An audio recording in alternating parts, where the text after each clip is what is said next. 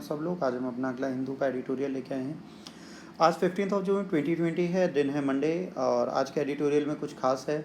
उस खास को स्टार्ट करने से पहले कुछ ऐसी बेसिक बातें हैं जो आपको समझनी ज़रूरी हैं, जाननी ज़रूरी हैं। देखिए, आज एक सैड न्यूज़ कल सुबह आपको मिली थी कि मॉर्निंग में सुशांत सिंह राजपूत ने अपने आप को हैंग कर लिया अपने ही घर पे, और ही इज़ नो मोर। तो एक सिंपल सी चीज़ है कि ऐसा क्या हो जाता है कि एक बंदे को आत्महत्या करनी पड़ती है। देखिए, इस वक्त लॉकडाउन है, एक ऐसी सिचुएशन वर्ल्ड वाइड चल रही है जो आज तक किसी ने देखी नहीं। बहुत हार्डकोर सिचुएशन है, बहुत बुरा टाइम चल रहा है, बहुत ऑड फेज़ है। दुनिया में कोई भी ऐसा इंडिविजुअल नहीं है जिसके लिए अच्छा फेज़ माना जाए, सबके लिए एक बहुत बुरा फेज़ है, और ये लाइफ में किसी के नहीं आना चाहिए। भाई, आज बिजनेस सारे बंद हैं, नौकरियां हैं नहीं, लोग घरों में हैं, बहुत ज़्यादा डिप्रेशन है। एक साइकोलॉजिकल स्टडी बोलती है कि इस लॉकडाउन और इस कोविड-19 ने बहुत ज़्यादा इमोशनल सेंटिमेंट्स लोगों के राइज़ कर दिए, और बहुत ज़्यादा मेंटल टेंशन्स लोगों के पास है, एंग्जाइटी है, जिसके चक्कर में लोग प्रॉपर्ली सर्वाइव नहीं कर पा रहे। देखिए, सुशांत सिंह राजपूत का बिजनेस करियर बहुत अच्छा चला था, इनको कोई प्रॉब्लम नहीं थी, मनी की प्रॉब्लम नहीं थी। बट ऐसा क्या हुआ कि नहीं हुआ, जाहिर सी बात है, 70-80 दिन से अगर आपके पास कोई काम ना हो, क्या अर्निंग ना हो, आपके पास कोई चीज़ ऐसी ना हो, किसी इवेंट में आप ना जा रहे हो, तो आपकी सेविंग भी ख़त्म हो सकती है, आपकी जिम्मेदारियां भी बढ़ सकती हैं, आपको प्रॉब्लम्स भी हो सकती हैं। और इस टाइम पे हो सकता है आपके पास कोई ऐसा इंडिविजुअल ना हो जिससे आप अपनी फैमिली की प्रॉब्लम, अपनी लाइफ की प्रॉब्लम शेयर कर पाएँ।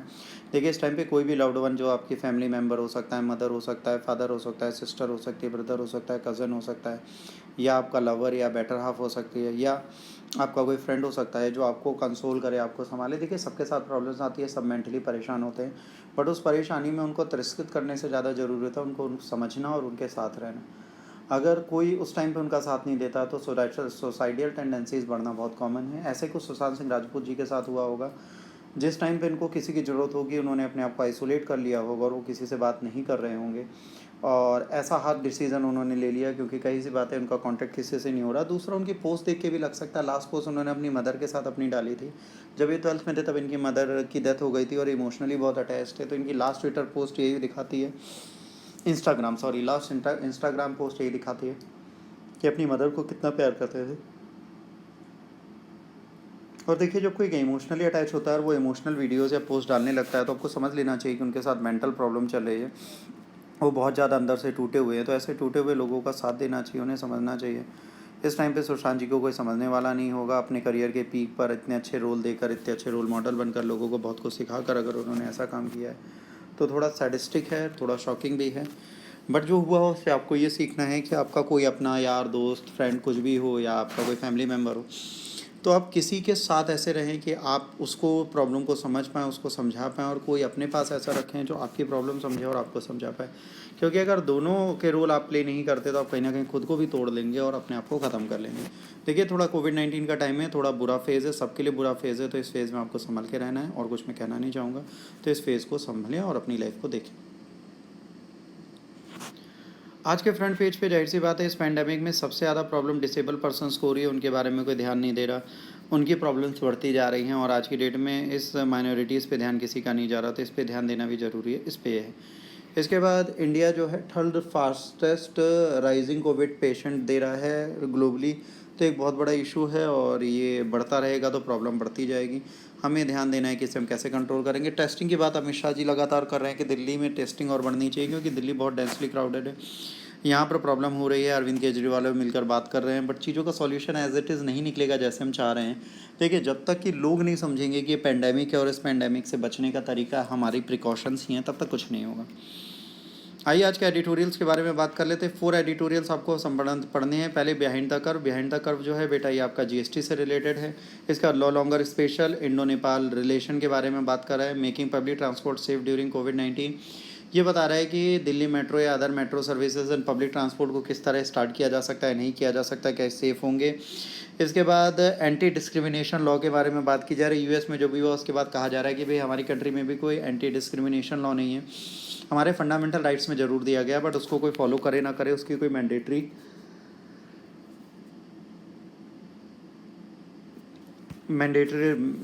इश्यूज़ नहीं है कि इनको फॉलो करना है, इस पर कोई लीगल ऑफेंस नहीं होता है। बिना देरी के अपना पहला एडिटोरियल स्टार्ट करते हैं। उससे पहले एक और न्यूज़ देख लीजिए। सबरीमाला टेम्पल फिर से ओपन हो गया। सबरीमाला भी रिसेंटली न्यूज़ में था, कई बार सुप्रीम कोर्ट में बीच के लिए प्ली गई थी।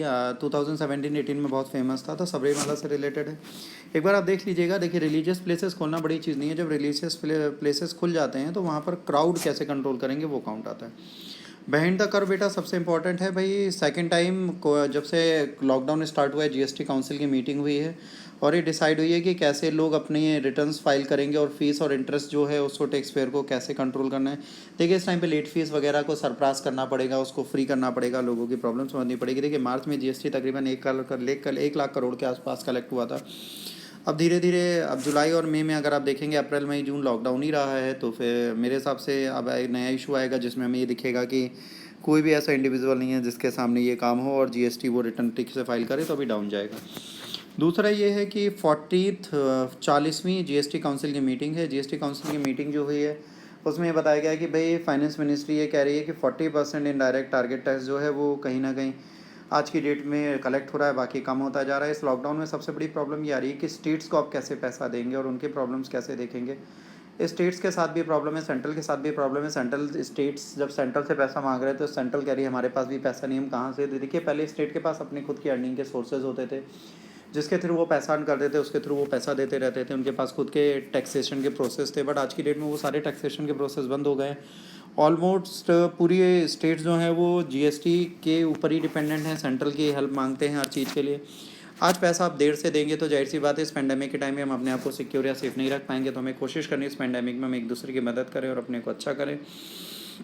ये पेंडेमिक बहुत बुरी कंडीशन में है आज की डेट में, इसको आगे बढ़ाना है। दूसरा, आप अगर लोन्स नहीं लेंगे, कुछ नहीं करेंगे, कैसे करेंगे, क्या नहीं करेंगे, आपको देखना है स्टेट को पैसा कैसे मिलेगा, क्या इश्यूज़ हैं, जीएसटी कलेक्सेशन कैसे होगा, कैसे रिलैक्सेशन देंगे, इन सब की चीज़ों के बारे में बात की गई है।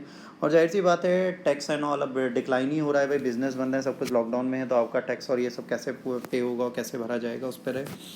इसके बाद नो लॉन्गर स्पेशल बेटा इंडिया नेपाल के रिलेशन पर है। देखिए, इंडिया नेपाल के रिलेशन को आप एक बार ठीक से समझ लें, आपसे एग्जाम में कई बार पूछा जा सकता है। देखिए, रिलेशन 3 तरीके से बन सकते हैं। पहला बनता है पीपल टू पीपल, दूसरा बनता है बिजनेस टू बिजनेस एंड तीसरा बनता है गवर्नमेंट टू गवर्नमेंट। देखिए, नेपाल के साथ people to people, business to business, government to government सारे रिलेशन पॉजिटिव थे। बट इसके साथ एक और तीसरे जुड़ जाती है, यहाँ पर फैमिली टू फैमिली रिलेशन है। अगर यहाँ कोई इशू आता है तो फैमिली सफ़र करती हैं, क्योंकि इंडिया नेपाल में बेटी रोटी का रिश्ता बोलते हैं वो भी चलता है, क्योंकि यहाँ पर मैरिज अलाइंसेस भी है, एक दूसरे की फैमिली भी सफ़र करती है। अगर एक नेपाली सफ़र करता है तो बिहार और उत्तर प्रदेश की कई फैमिलीज़ जिनकी बेटी या बेटे यहाँ पर आएँ वो भी सफ़र करते हैं।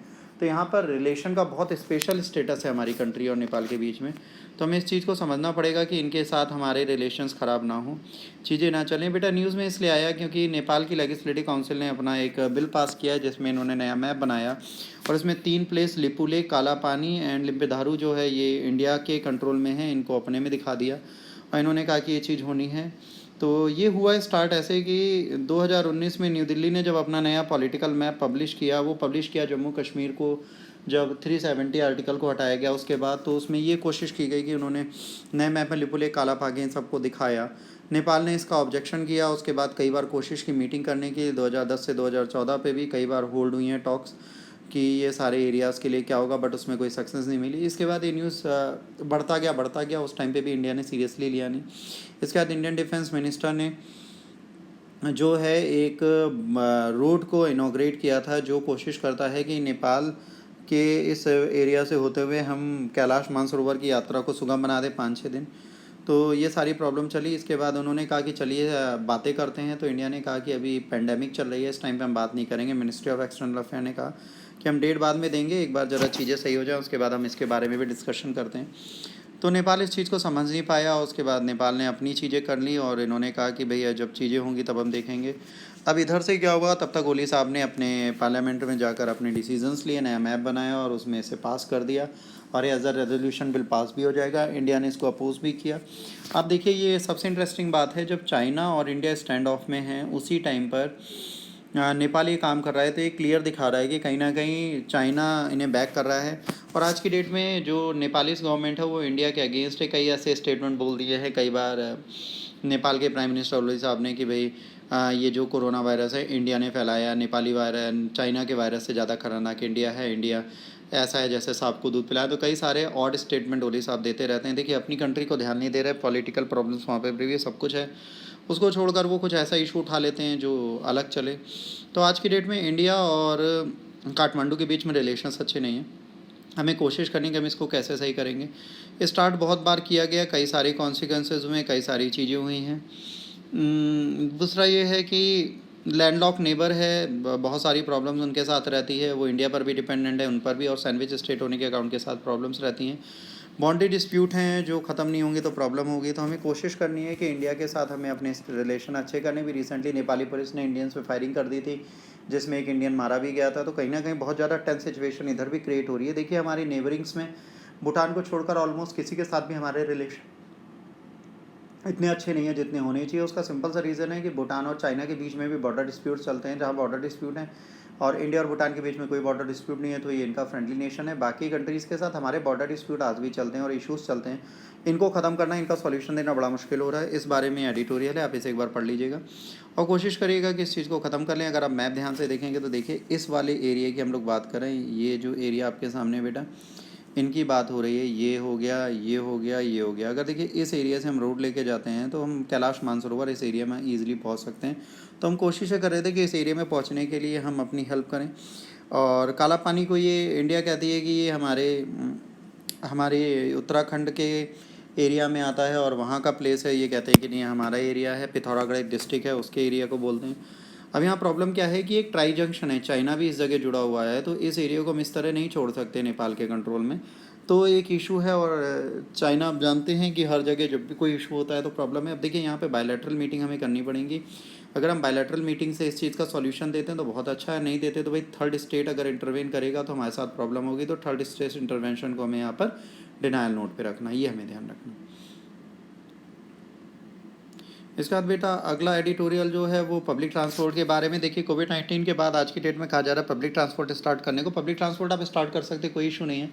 कहा जा रहा है कि आप सैनिटाइजेशन, सोशल डिस्टेंसिंग सब फॉलो करेंगे, बट मान लीजिए कोई इन्फेक्टेड है और उसके हाथ में वायरस है, उसने किसी सरफेस को छू लिया, तो काफ़ी समय तक वो चीज़ें वहाँ पर रहेंगी और उस चीज़ को आप सही नहीं कर पाएंगे, उसकी प्रॉब्लम आप नहीं समझ पाएंगे। तो आज की डेट में कोविड-19 के टाइम पर इसको खोलना और इसको खोलकर फिजिबल बनाना थोड़ा मुश्किल है और कोशिशें करनी चाहिए। देखिए भीड़ हमारे यहाँ बहुत होती है पब्लिक ट्रांसपोर्ट में, उस पब्लिक ट्रांसपोर्ट को बहुत ज़्यादा कंट्रोलेबल मैनर में लागू करना और फिर उसे कंप्लीट रखता रहना बहुत मुश्किल है। भीड़ को कंट्रोल करना बड़ा मुश्किल हो जाएगा, क्योंकि दिल्ली मेट्रो या की बात करें तो वहाँ पे इतना क्राउड होता है कि एक दूसरे से चिपक के चलते हैं, ओवर क्राउडेड, जैसे जापान की मेट्रो होती है उस तरह चलती है। तो मेट्रोज़ में सोशल डिस्टेंसिंग फॉलो करना थोड़ा मुश्किल होगा। पब्लिक ट्रांसपोर्ट की ज़रूरत पड़ेगी अगर सारे काम खुल जाएंगे। अभी भी हमारे इंडियन मेडिकल एसोसिएशन से यही बोले हैं, ICMR ये बोली है, Indian centre for medical research ये बोल रही है आज की डेट में कि जो हमारे यहाँ पीक होगा कोविड-19 का वो नवंबर मिड में आएगा। तो नवंबर मिड तक तो हम घर पे नहीं बैठ सकते, चीज़ें हमें करनी है। हाइजीन देखनी है, सरफेस जितनी बार हम टच करें, हम किसी पेपर नैपकिन या रुमाल से टच करें और जितनी बार हो सके सैनिटाइजेशन करें। ट्रेन, मेट्रोज़, बसेस का सैनिटाइजेशन हर एक ट्रैवलिंग के बाद किया जाए। एक्सपेंसिव एक्सरसाइज से चीज़ें बहुत हैं जो हम कर सकते हैं, बट देखिए कर पाते हैं कि नहीं। Need for anti discrimination law. यार इंडिया में सबसे बड़ी प्रॉब्लम ये है कि अगला एडिटोरियल है जिसके बारे में बात करें, हमारे यहाँ डिस्क्रिमिनेशन के लिए कोई भी लॉ नहीं है। हमारे यहाँ एक फंडामेंटल राइट है जिसके थ्रू 14 से 18 के बीच में सारी बातें की जाती हैं। बट ये न्यूज़ अभी रिसेंटली आई स्पोर्ट्स में, अगर आप देखेंगे तो डैनियल सैमी ने बहुत एक पोस्ट मारा था क्रिकेट में कैसे ये सारी इनिक्वलिटीज़ की बात चलती है। इसके बाद इरफान पठान ने भी बोला था कि भाई हमारी कंट्री में भी साउथ इंडियंस हैं, अभिनव मुकुंद और वगैरह, उनके साथ बहुत बुरा होता है और प्रेजुडाइज का उन्हें शिकार होना पड़ता है। तो ये प्रेजुडिस जो चलता है इसके बारे में बात कर रहे थे, तभी ट्वीट में किसी ने बोल दिया इंडिया ने आपको प्यार मोहब्बत सब दी, उसके बाद भी आपको दिक्कत है तो पाकिस्तान चले जाइए। देखिए उन्होंने अपनी बात सही रखी, बट लोग उसे गलत तरीके से ले गए, तो उन्होंने अपना रिस्पांस देना पड़ा, उन्हें समझाना पड़ा कि भैया मैं इंडिया हूँ, इंडिया के लिए खेलता था, इंडिया के साथ ही रहूँगा। तो ऐसी चीज़ें इसलिए बोलनी पड़ती है। कहीं ना कहीं एक डिस्क्रिमिनेशन आज भी चलता है हमारे यहाँ भी, कास्टिज़म को लेकर, रिलीजन को लेकर, हर चीज़ को लेकर डिस्क्रिमिनेशन है। जैसे आज की डेट में अगर आप बात करें, आप कहीं पे भी जाएंगे कुछ भी करेंगे तो कई सारे इश्यूज़ आते हैं। जैसे किसी को पानी पिलाना है, आज भी कई एरियाज़ हैं जहाँ पर साफ़ मटके से नीच जात वाले पानी नहीं पी सकते, अपर कास्ट अलग है। आज भी कई पढ़े लिखे लोगों में देखें तो हम ज़्यादा अपर हैं, आप लोअर हैं, ये सारे इश्यूज़ और कॉन्सेप्ट चलते हैं। आज भी हम कास्टिज़्म को या रिलीजन को बहुत ज़्यादा सुपीरियर मानते हैं। ये सारे इश्यूज़ हमारे यहाँ भी हैं, बट हमारे यहाँ कोई लीगल लॉ नहीं है। इसके बाद अगर आप देखेंगे तो US में एक लीगल लॉ बना हुआ है। इस लीगल लॉ के थ्रू एक फर्म को भी पकड़ा गया था जहाँ पर इनइक्वलिटीज़ हो रही थी, उस पर केस किया जा सकता था। इसके बाद हमारी कंट्री में भी नॉर्दर्न रेलवे पर भी एक कोर्ट में केस हुआ था जहाँ पर इनको ट्रीटमेंट देने से मना कर दिया गया था। इसके बाद आर्टिकल 15(2) हमसे से बोलती है सिटीज़न को किसी भी रेस, सेक्स, कास्ट, रिलीजन के बिहाफ पर किसी शॉप, पब्लिक रेस्टोरेंट, होटल और पब्लिक इंटरटेनमेंट के प्लेस पे नहीं रोका जाएगा। इसके बाद भी कई ऐसे इश्यूज़ दिखे हैं हमारे सामने जिसमें ये चीज़ हुई है। सर्टेन ग्रुप्स ने लोगों को मना कर दिया है। जैसे आप देखेंगे जोरास्ट्रियन कोऑपरेटिव हाउसिंग सोसाइटी का केस हुआ था। यहाँ पर क्या हुआ था, पारसीज़ ने सेल की प्रॉपर्टीज़ थी जो नॉन पारसीज़ को बेचने से मना कर दिया था। तो ये सारी इश्यूज़ ऐसे हैं जो होते रहे हैं। इसके बाद आर्टिकल 15(2) जो है ये बहुत लिमिटेड स्कोप्स देखता है। शॉप मींस क्या है उसे वाइडली समझाना चाहिए, किस शॉप की आप बात कर रहे हो। हमारे यहाँ यूनिक डेमोक्रेसीज़ हैं। कॉन्स्टिट्यूशन में जो कॉम्प्रिहेंसिव लेजिस्लेशन है वो दिया गया। साउथ अफ्रीका जिस तरह एक डिस्क्रिमिनेशन के लिए एक लीगल लॉ लेके चलता है, वैसा इंडिया को ज़रूरत है। इसके लिए अटेम्प्ट किए गए थे। एक पब्लिक मेंबर बिल लाए थे शशि थरूर साहब, और ये लाए थे जो ड्राफ्ट किया था तुरुम्बम कैथान ने 2017 में। बट जाहिर सी बात है, जो पब्लिक लॉ होता है, प्राइवेट मेंबर लॉ होता है, वो अपोजिशन पार्टी लाती कोई पास नहीं होता। इन्होंने इसमें कोशिश की बताने की कि क्या करना है। देखिए, आज हमारे यहाँ डिस्क्रिमिनेशन है। अम्बेडकर साहब भी कोशिश कर रहे थे। हमारा कॉन्स्टिट्यूशन इसलिए बनाया गया कि कास्टिज्म, रिलीजन और इसके बारे में कोई डिस्क्रिमिनेशन ना हो, कोई इश्यूज़ ना हो।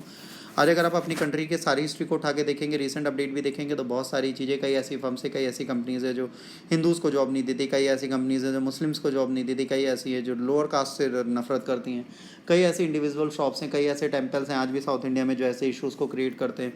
डिस्क्रिमिनेशन फॉर वुमेंस आज भी हमारे यहाँ चलता है। तो आज भी हम सुपीरियर नहीं हैं। आज भी आप देखिए कि लोग बेटी से ज़्यादा बेटे चाहते हैं, बेटियों को कम पढ़ाते हैं, बच्चों को ज़्यादा पढ़ाते हैं। तो ये डिस्क्रिमिनेशन हमारे यहाँ सेक्स का हमेशा चलता रहा है। तो एक इशू है, इस पर अगर लीगल लॉ बने तो फ़ायदा है। तो इस डिस्क्रिमिनेशन पे एक लीगल लॉ बनने की ज़रूरत है। होपफुली ये होगा। आज इतने एडिटोरियल आपके लिए इंपॉर्टेंट है। अगर आपको लेक्चर अच्छा लगा तो प्लीज़ लाइक, शेयर और सब्सक्राइब करें। अगर आपको कोई इशू है तो कमेंट बॉक्स में लिखकर उसके बारे में बताएं ताकि हम उसे इम्प्रूव कर पाएँ।